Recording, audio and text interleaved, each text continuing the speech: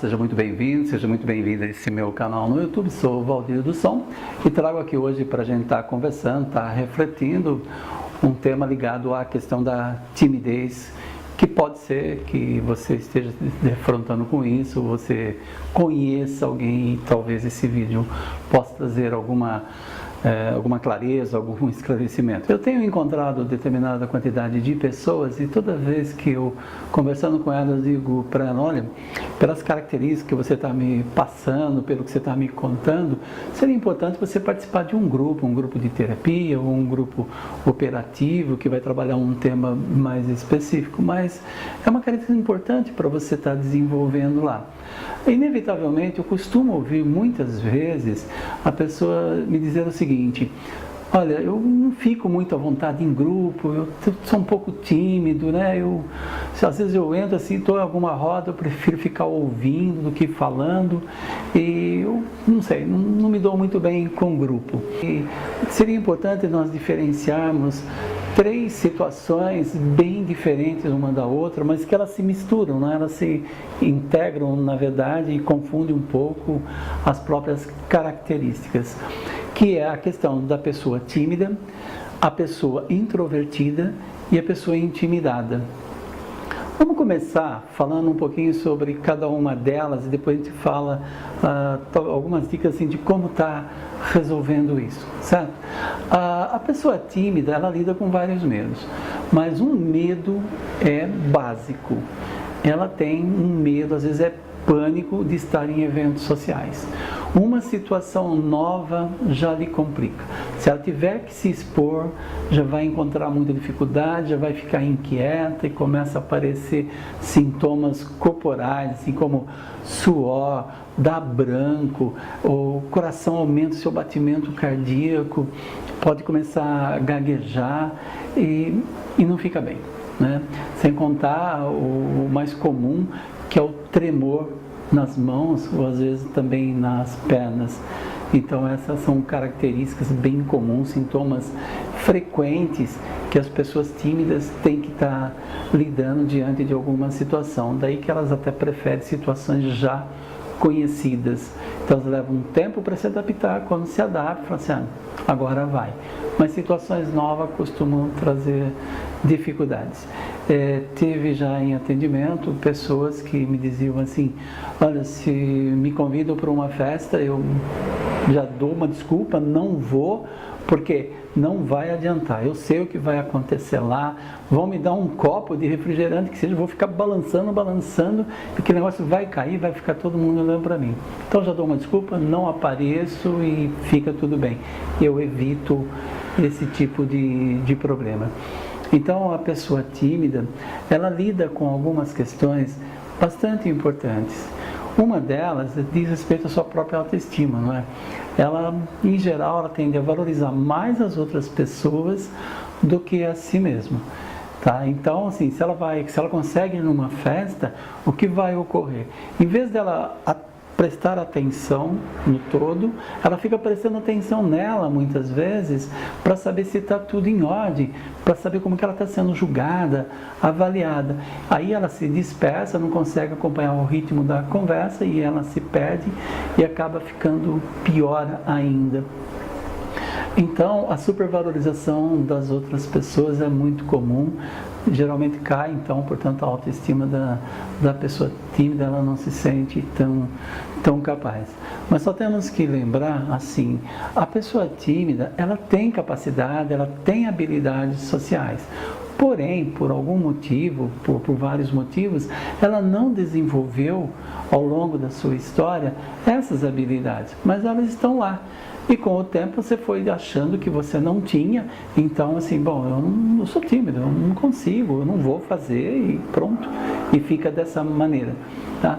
Então a pessoa tímida, ela não só vai supervalorizar os outros, como ela vai, então, portanto, se ver de uma maneira um pouquinho mais para baixo do que deveria, que na verdade nem deveria se ver para baixo, porque somos só pessoas diferentes, não somos superiores nem inferiores, só pegamos trajetórias diferentes na vida.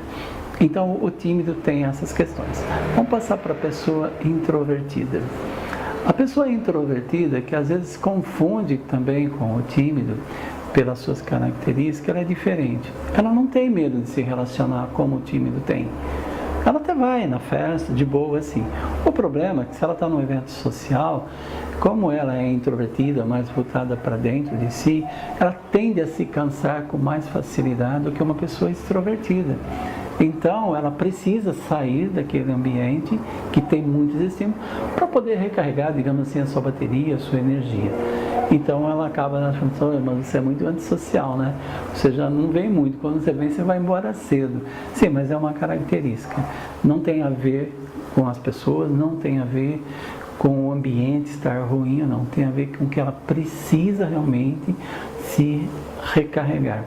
São, em geral, pessoas que lidam melhor com situações de menores estímulos, né? Então, assim, é mais fácil, por exemplo, conversar com uma ou duas pessoas do que com grandes grupos, né? Mas, curiosamente, são pessoas que conseguem ser boas oradoras. Elas podem, por exemplo, fazer uma ótima palestra. Porém, elas vão ficar desconfortáveis se no final elas tiverem que ficar conversando com esse público aí. Nesse momento é que bate esse problema. Mas para falar para o público em geral, ela não encontraria nenhuma dificuldade. São pessoas que preferem, por exemplo, discutir questões filosóficas, que não querem ficar jogando conversa fora, porque jogar conversa fora implica em distanciamento, não vale a pena gastar esse tempo precioso da vida.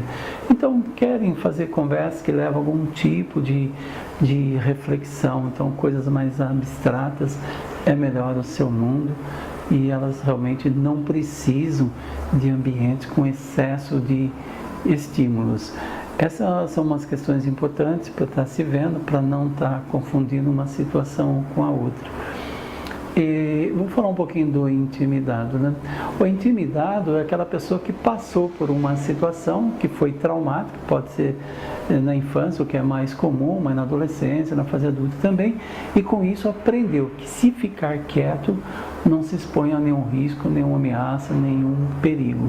Mas, por outro lado, perde, né? Porque ele quer estar participando, mas tem medo, e esse medo é uma grande ameaça e não quer. O problema dessas três questões, tanto do tímido, do intimidado ou do introvertido, é que o nosso mundo é um mundo muito falante. Então, num mundo falante como o nosso, pessoas que estão um pouco mais quietas, um pouquinho mais no silêncio, são vistas de um jeito diferente, como se fossem doentes, né, socialmente. Na verdade, não são. Correto? Mas veja só, se você é uma criança e vai para a escola, chega lá na escola, você tem uma nota de participação.